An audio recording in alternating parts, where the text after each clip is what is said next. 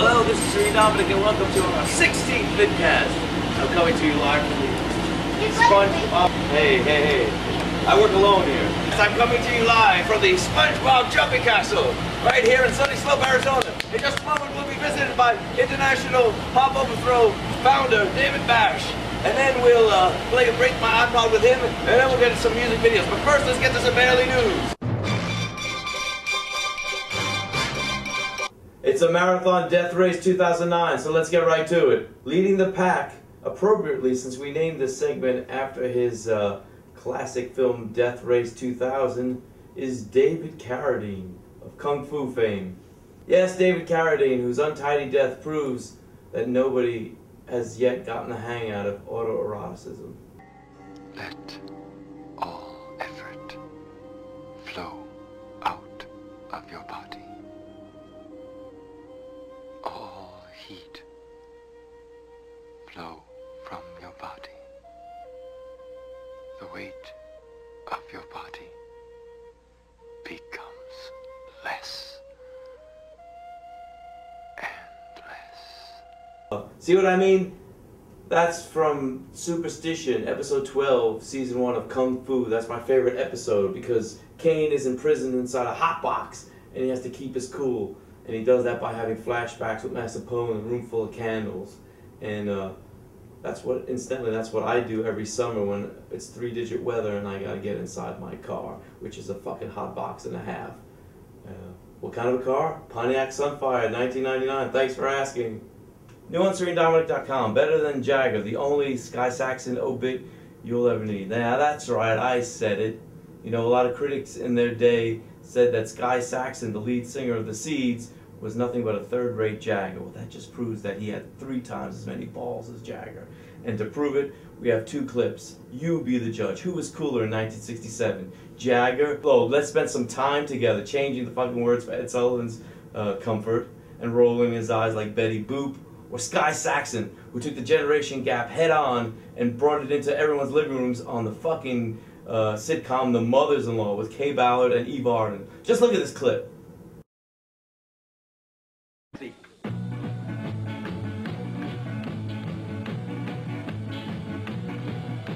You're pushing too hard, or pushing on me.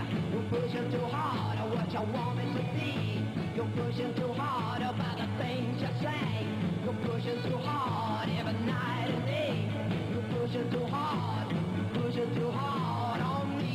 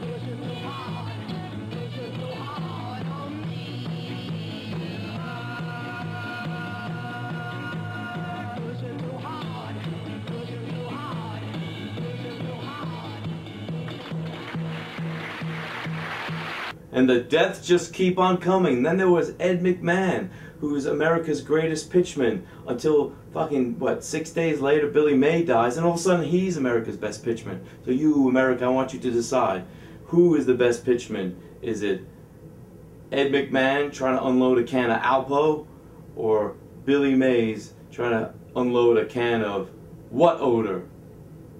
That's right, ladies and gentlemen. You vote. You be the decider on who is the greatest dead pitchman. Okay, then we have the death of Farrah Fawcett, who was never my favorite angel. Who was my favorite angel? I think it had to be Linda Carter, who every week went undercover dressed up as Wonder Woman. I'll never get tired of that clip. Okay. Let's see, who else died this month? Well, there's NFL great Steve McNair, and there's impressionist Fred Travalena, and there's processed meat seller Oscar Mayer. Who am I forgetting? Who am I forgetting? Oh yes, Michael Jackson. New on SereneDominic.com. Remembering the times the king of pop scared you.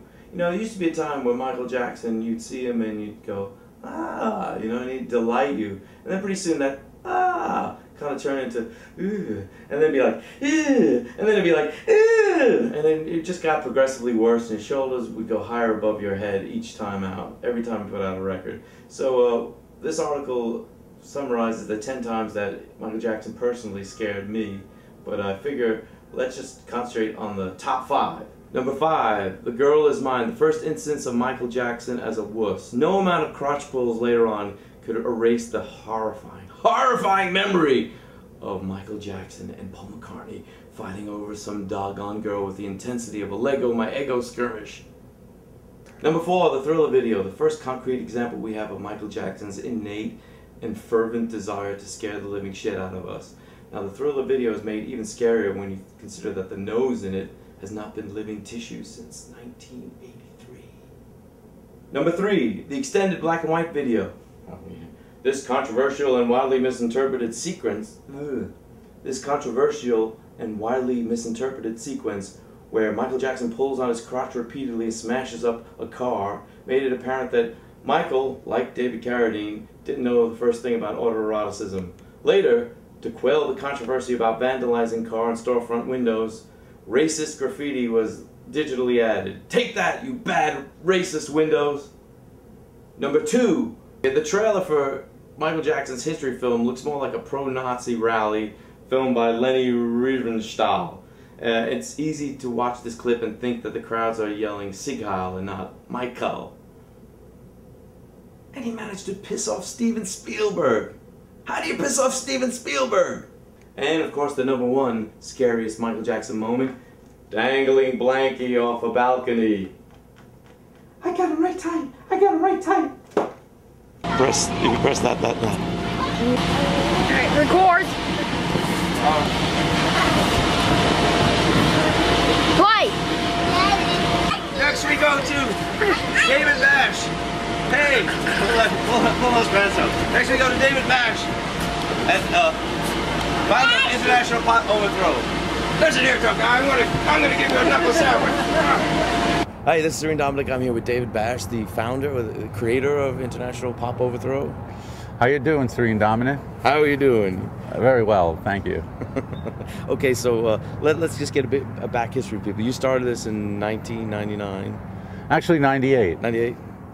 Started in 1998 in Los Angeles. I just wanted to create an environment where bands from all over the world could come and play under one umbrella. Really good pop bands, melodic rock, that sort of thing, where they could play in front of an audience that would really dig what they do. Well, where did the farthest band come from for that first one?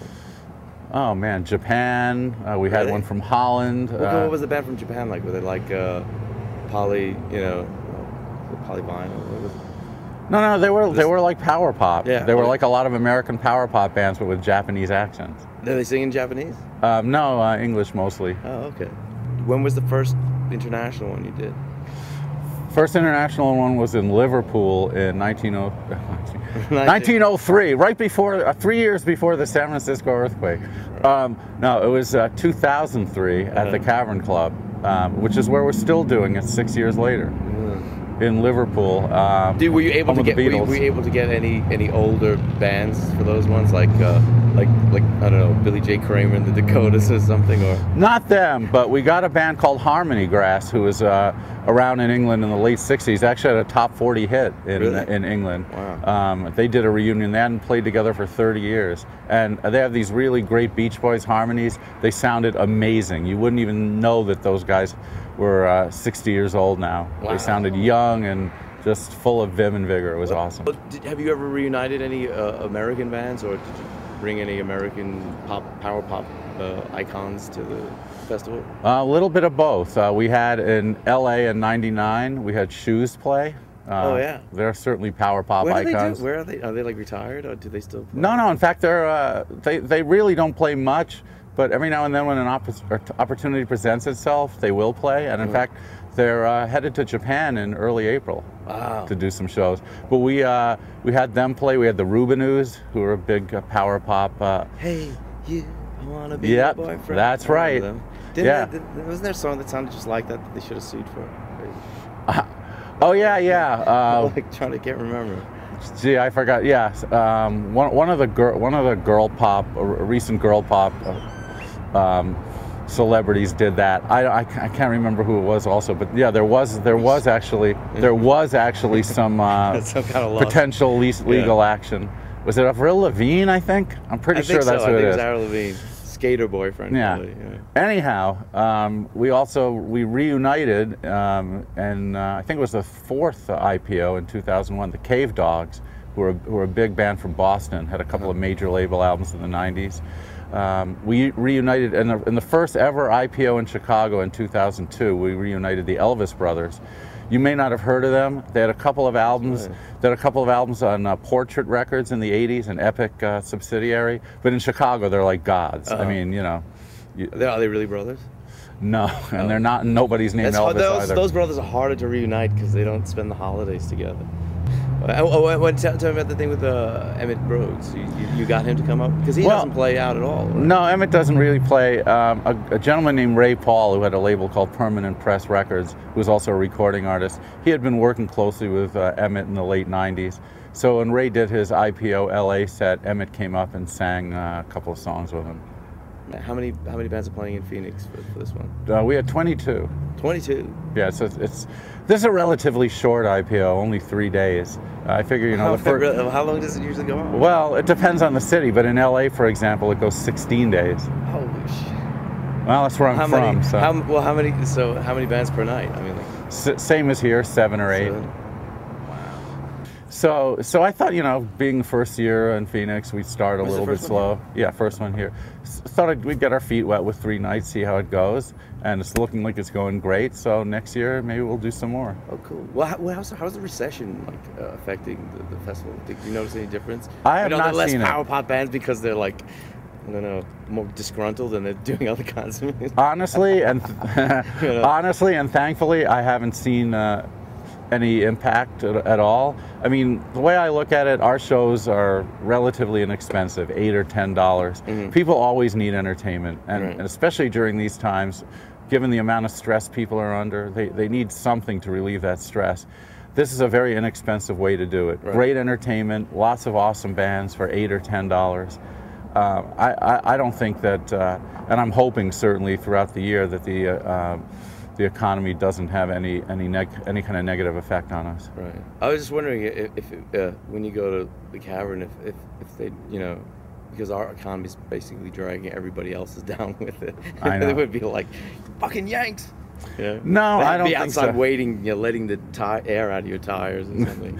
I don't think so. And in fact, the shows that we do at the Cavern Club are free, so they'll probably like us even more. Well, did you get any reaction about that Celine Dion thing I said about like the fact that your show doesn't have anything to do with overthrowing Celine Dion? Or nothing I can say in public. Okay, good. Okay, we're here at the Rate My iPod section. You know, a lot of times in the show, we're running short. We have to cut the Rate the iPod, and people have been saying, "Where's Rate My iPod?" So we figured we'd get David to come and rate my iPod.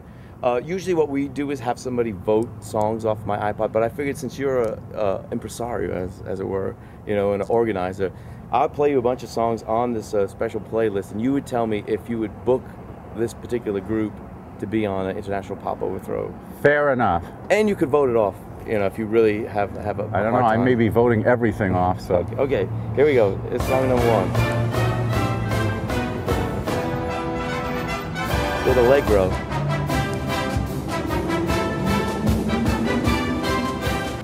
Now, I mean, it's got a lot of brass instruments. I don't know if it's the kind of thing you would have on it. No, it's very cool, but it's as you said, it's a brass band, and that's not really what we do. Okay, it's the West Virginia University fight song. But I mean, so there's aggression involved. I wouldn't have the heart to vote that off. So. Okay, but not for IPO though. Okay. No. Okay, let's see what's next. This kind of, I don't know. This is sounding kind of cool so far. Nice little harpsichord melody. This is by a band called Carolina Liar. God, I thought it was Keen. Really? Who I like a lot. Yeah. Well, this was the iTunes single of the week. I just downloaded it. It's actually, I haven't played it all the way through. This kind of band I would definitely have at IPO. Yeah?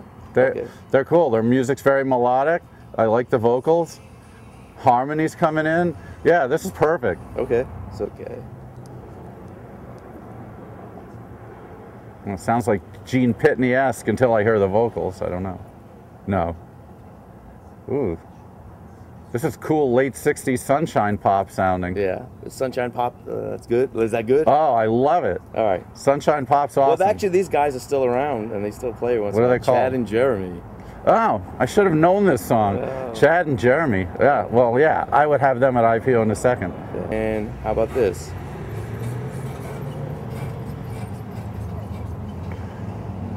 Spoken word, kind of like a popular... no, it doesn't work at IPO, word though. No. Doesn't work, so no Henry Rollins. Yeah. No, Henry. Wow, Okay. Really? Henry Rollins, Yeah. huh?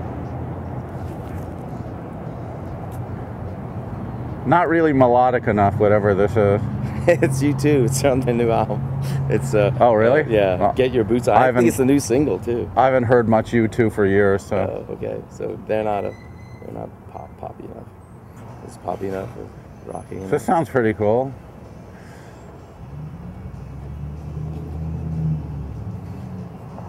I don't know it, but I like what I'm hearing. Okay. Okay, well that's good. I'm glad you said that too because it's Maroon 5. Well, who you believe it or not, played. we had Kara's Flowers, their previous incarnation, 3 times at IPO. Oh, so. okay. Gee, I wonder if that was one of their songs. Well, you know how they bands hoard away songs. You know. Okay, one more. Let's do one more. And again, this sort of modern R&B. I love soul music. Yeah. You know, love Motown, love Stax, love anything 60s or 50s doo-wop. This modern stuff, the production values and the vocals don't do it for me at all. This is Erykah Badu. It's from I think it's from her last album, which she recorded on GarageBand. So I thought maybe might have been a chance there. Okay, so if you had a choice of any of those songs to just eliminate from my iPod, which one would you have voted off? Oh boy, see, I have to remember all of them. Maybe the Henry Rollins spoken word. I don't know. Yeah, can't dig that on an iPod. That's true. Yeah, that can't be good more than once. So. All right, cool. No, give me my microphone back.